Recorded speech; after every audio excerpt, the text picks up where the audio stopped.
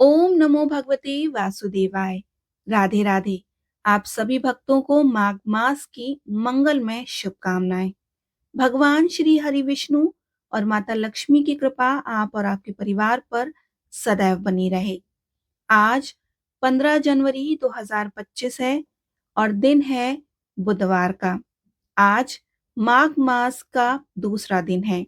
आज आप सुनेंगे माघ मास की कथा का दूसरा अध्याय। भगवान श्री हरि विष्णु का ध्यान करके चलिए कथा का श्रवण करते हैं। जब राजा दिलीप वन को छोड़कर जा रहे थे, तब तपस्वी ने राजा से कहा कि हे राजन, इस पुण्य शुभ माघ में सरोवर को छोड़कर तुम कहाँ जा रहे हो? तब राजा कहने लगा कि हे महात्मा, मैं तो माघ मास में स्नान को फल को नहीं जानता। कृपया करके आप विस्तार पूर्वक मुझे बताइए। राजा के ऐसे वचन सुनकर तपस्वी कहने लगा कि हे राजन, भगवान सूर्य बहुत शीघ्र उदय होने वाले हैं, इसलिए यह समय हमारे लिए स्नान का है, कथा का नहीं। सो आप स्नान करके अपने घर को जाओ और अपने गुरु श्री वशिष्ठ जी से इस महात्म्य को सुनो। इतना कहकर तपस्वी सरोवर में स्नान के लिए चले गए और राजा भी विधि पूर्वक सरोवर में स्नान करके अपने राज्य को लौटा और रानीवास में जाकर तपस्वी की सब कथा रानी को सुनाई। तब सूत जी कहने लगे कि महाराज, राजा ने अपने गुरु विशिष्ट जी से क्या प्रश्न किया और उन्होंने क्या उत्तर दिया, सो कहिए। व्यास जी कहने लगे कि हे सूत जी, राजा दिलीप ने रात्रि को सुख से सोकर प्रातः समय ही अपने गुरु विशिष्ट जी के पास जाकर उनके चरणों को छूकर प्रणाम करके तपस्वी की बातें और प्रश्न को अति नम्रता से पूछा कि गुरुजी, आपने आचार, दंड, नीति, राजधर्म तथा चारों वर्णों के चारों आश्रमों की क्रियाएं, दान और उनके विधान, यज्ञ और उनकी विधियां, व्रत और उनकी प्रतिष्ठा तथा भगवान विष्णु की आराधना अनेक प्रकार से तथा विस्तार पूर्वक मुझे बतलाई। अब मैं आपसे माघ मास के स्नान के महात्म को सुनना चाहता हूँ। सो हे तपोधन, नियम पूर्वक इसकी विधि समझाइए। गुरु वशिष्ठ जी कहने लगे कि हे राजन, तुमने दोनों लोकों की कल्याणकारी, वनवासी तथा गृहस्थियों के अंतकरण को पवित्र करने वाले माघ मास के स्नान का बहुत सुंदर प्रश्न पूछा है। मकर राशि में सूर्य के आने पर माघ मास में स्नान का फल गौ, भूमि, तिल, वस्त्र, स्वर्ण, अन्न, घोड़ा आदि दानों तथा चंद्रायण और ब्रह्मकोच व्रत आदि से भी अधिक होता है। वैशाख तथा कार्तिक में जप, दान, तप और यज्ञ बहुत फल देने वाले हैं, परंतु माघ मास में इनका फल बहुत ही अधिक होता है। माघ में स्नान करने वाला पुरुष राजा और मुक्ति के मार्ग को जानने वाला होता है। दिव्य दृष्टि वाले महात्माओं ने कहा कि जो मनुष्य माघ मास में सकाम या भगवान के निमित्त नियम पूर्वक माघ मास में स्नान करता है, वह अनंत फल वाला होता है। उसको शरीर की शुद्धि, प्रीति, ऐश्वर्य तथा चारों प्रकार के फलों की प्राप्ति होती है। अदिति ने 12 वर्ष तक मकर संक्रांति में अन्न त्याग कर स्नान किया। इससे तीनों लोकों को उज्जवल करने वाले 12 पुत्र उत्पन्न हुए। माघ में स्नान करने से रोहिणी, शुभगा, अरुंधति दानशीलता हुई और इंद्राणी के समान रूपवती होकर प्रसिद्ध हुई। जो माघ मास में स्नान करते हैं तथा देवताओं के पूजन में तत्पर रहते हैं, उनको सुंदर स्थान, हाथी और घोड़ों की सवारी तथा दान को द्रव्य प्राप्त होता है। अतिथियों से उनका घर भरा रहता है और उनके घर में सदा वेद ध्वनि होती रहती है। वह मनुष्य धन्य है जो माघ मास में स्नान करते हैं, दान देते हैं तथा व्रत और नियमों का पालन करते हैं और दूसरों के पुण्यों को क्षीण होने से मनुष्य स्वर्ग से वापस आ जाता है। परंतु जो मनुष्य माघ मास में स्नान करता है, वह कभी भी स्वर्ग से वापस नहीं आता। इससे बढ़कर कोई नियम, तप, दान, पवित्र और पाप नाशक नहीं है। भृगु जी ने मणि पर्वत पर विद्याधरों को यह सुनाया था। तब राजा ने कहा कि हे ब्राह्मण भृगु, ऋषि के कब मणि पर्वत पर विद्याधरों को उपदेश दिया था, सो बताइए। तब ऋषि जी कहने लगे कि राजन, एक समय 12 वर्ष तक वर्षा न होने के कारण, सब प्रजा छीड़ होने के कारण संसार में बड़ी उद्रिक्तता फैल गई।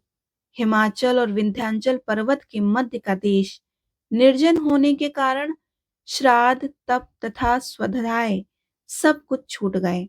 सारा लोक विपत्तियों में फंसकर प्रजाहीन हो गया। सारा भूमंडल फल और अन्न से रहित हो गया।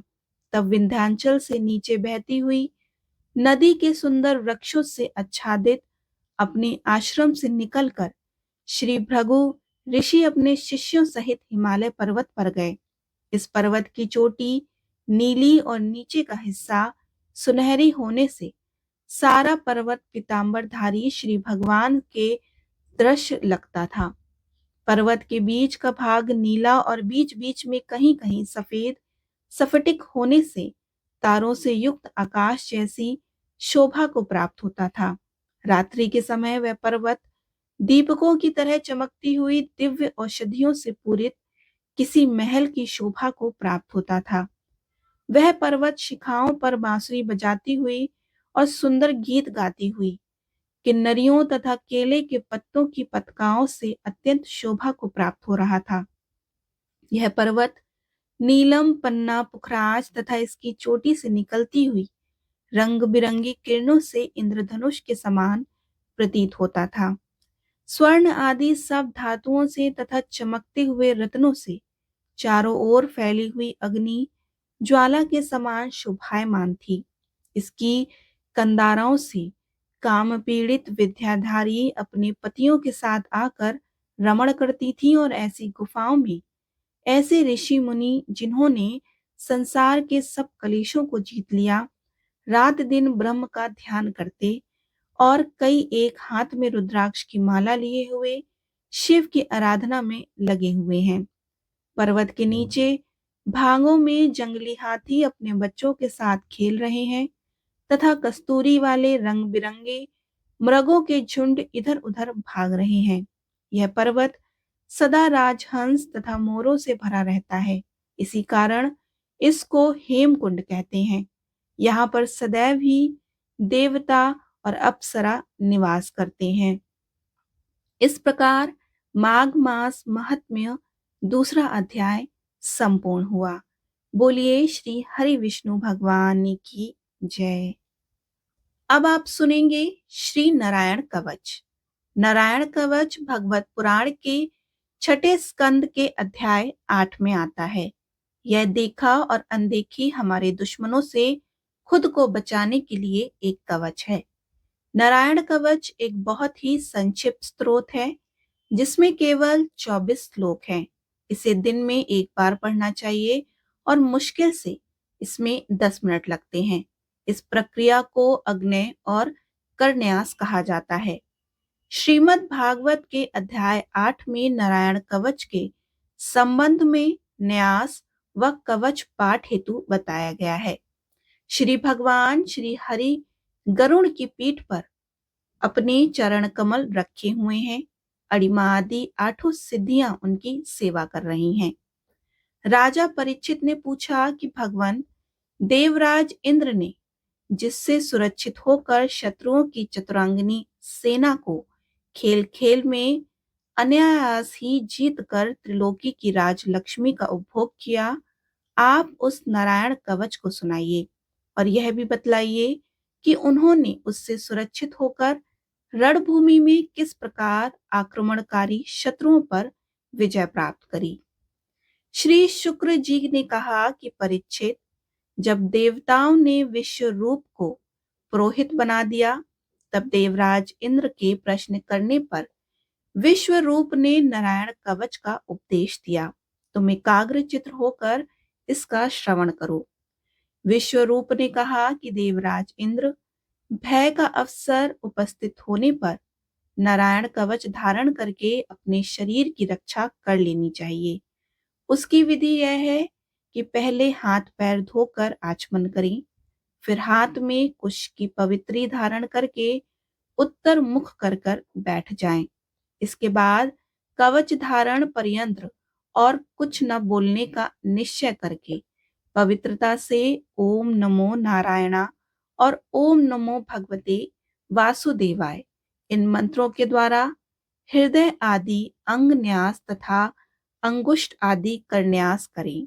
पहले ओम नमो नारायणाय इस अष्टाक्षर मंत्र के ओम आदि 8 अक्षरों का क्रमशः पैरों, घुटनों, जांघों, पेट, हृदय, वक्षस्थल, मुख और सिर में न्यास करें।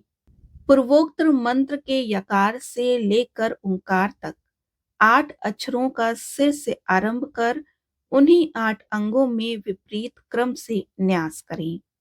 तदंतर ओम नमो भगवते वासुदेवाय इस द्वादश अक्षर मंत्र के ओम आदि 12 अक्षरों का दाई तर्जनी से बाई तर्जनी तक दोनों हाथों की 8 उंगलियों और दोनों अंगूठों की दो दो गांठों में न्यास करें। फिर ओम विष्णवे नमः इस मंत्र के पहले अक्षर ओम का हृदय में, वी का ब्रह्म रंध्र में, शा का भगों के बीच, ड़ा का चोटी में, वे का दोनों नेत्रों में और ना का शरीर की सब गांठों में न्यास करें। तदंतर ओम मह अस्त्राय फट कहकर दिग्बंध करें और इस प्रकार न्यास करके इस विधि को जानने वाला पुरुष मंत्र में हो जाता है। इसके बाद समग्र ऐश्वर्य, धर्म, यश, लक्ष्मी, ज्ञान और वैराग्य से परिपूर्ण इष्ट देव भगवान का ध्यान करें और अपने को भी तद्रूप ही चिंतन करें। तत्पश्चात विद्या, तेज और तप स्वरूप इस कवच का पाठ करें। भगवान श्री हरि गरुड़ जी की पीठ पर अपने चरण कमल रखे हुए हैं। अणिमा आदि 8 सिद्धियां उनकी सेवा कर रही हैं। 8 हाथों में शंख, चक्र, ढाल, तलवार, गदा, बाण, धनुष और पाश धारण किए हुए हैं। वे ही ओंकार स्वरूप प्रभु सब प्रकार से सब ओर मेरी रक्षा करें। मत्स्य मूर्ति भगवान जल के भीतर जल जंतुओं से और वारुण के पाश से मेरी रक्षा करें। माया से ब्रह्मचारी रूप धारण करने वाले वामन भगवान स्थल पर और विश्व रूप श्री त्रिविक्रम भगवान आकाश में मेरी रक्षा करें। जिनके घोर अट्टहास करने पर सब दिशाएं गूंज उठी थी और गर्भवती दैत्य पत्नी के गर्भ गिर गए थे। वे दैत्ययुत पतियों के शत्रु भगवान नरसिंह किले, जंगल, रणभूमि आदि विकट स्थानों पर मेरी रक्षा करें।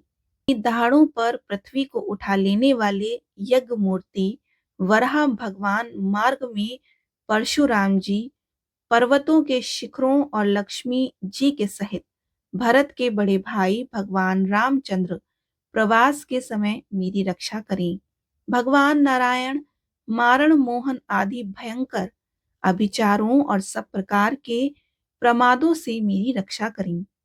ऋषि श्रेष्ठ नर गर्व से, योगेश्वर भगवान दत्तात्रेय योग के विघ्नों से और त्रिगुणाधिपति भगवान कपिल कर्म बंधन से मेरी रक्षा करें।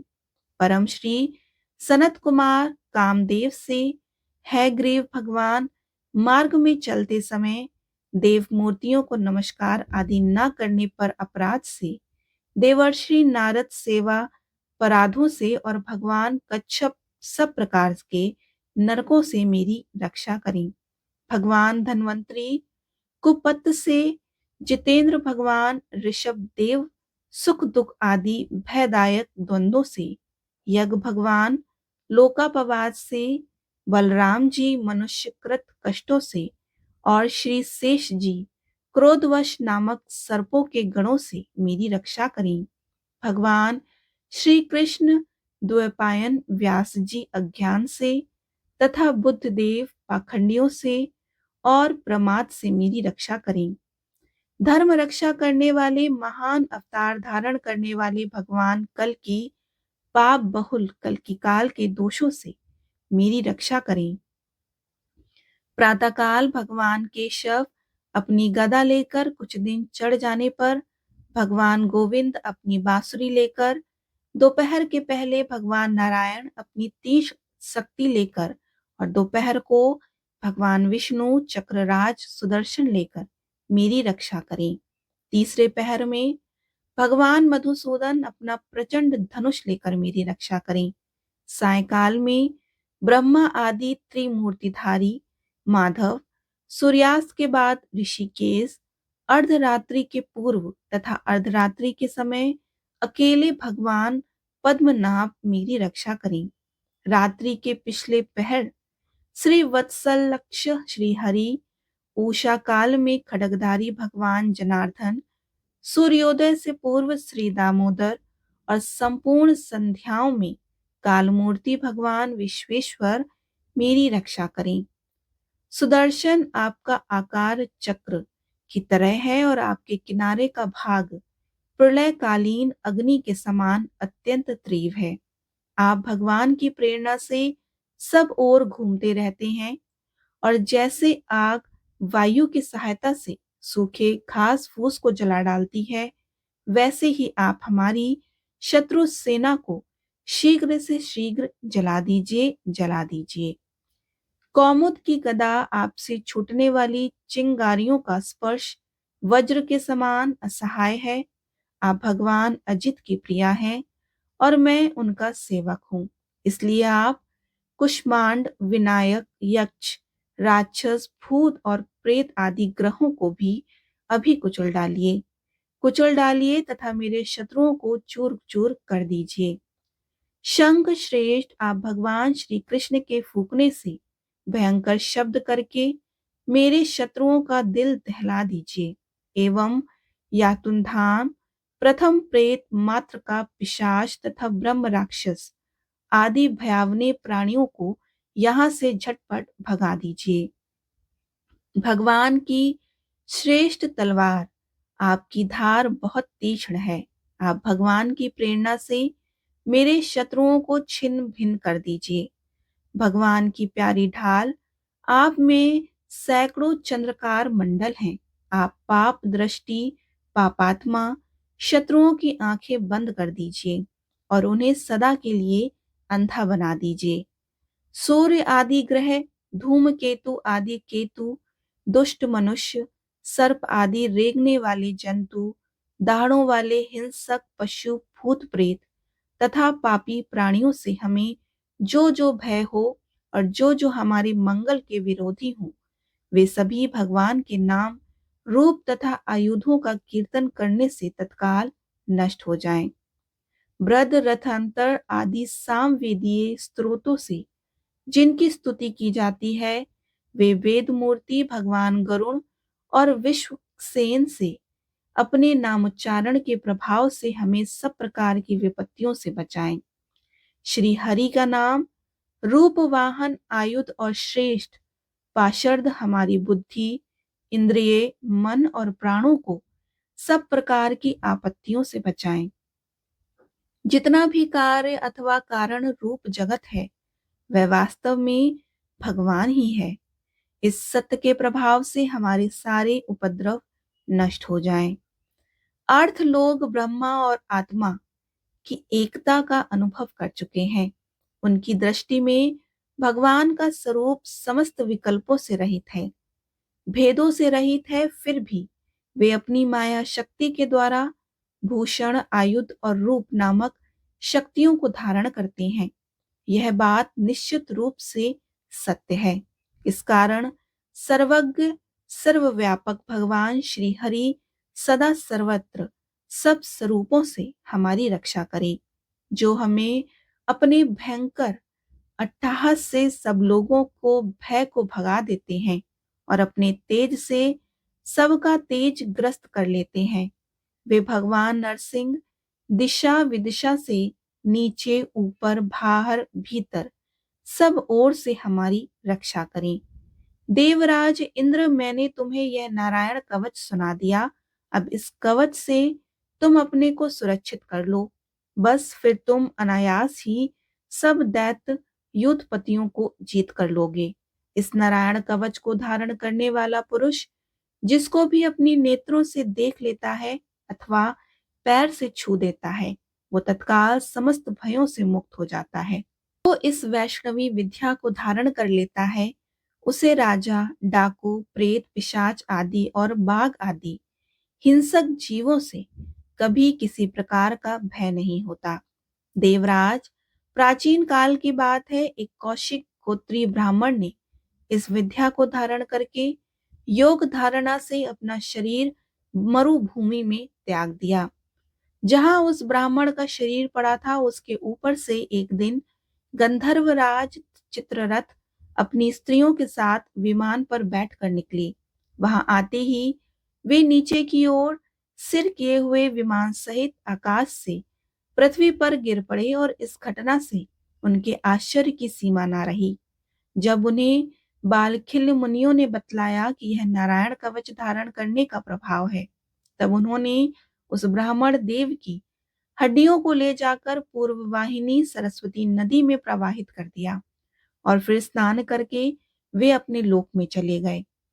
श्री शुक्रदेव जी कहते हैं कि परीक्षित, जो पुरुष इस नारायण कवच को समय पर सुनता है और जो आदर पूर्वक इसे धारण करता है, उसके सामने सभी प्राणी आदर से झुक जाते हैं और सब प्रकार के भयों से मुक्त हो जाता है। परीक्षित, शत शुक्र इंद्र ने आचार्य विश्वरूपी से यह वैष्णवी विद्या प्राप्त करके रणभूमि में असुरों को जीत लिया और त्रिलोक लक्ष्मी का उपभोग करने लगे। बोलिए श्री हरि विष्णु भगवान की जय। लक्ष्मी मैया की जय।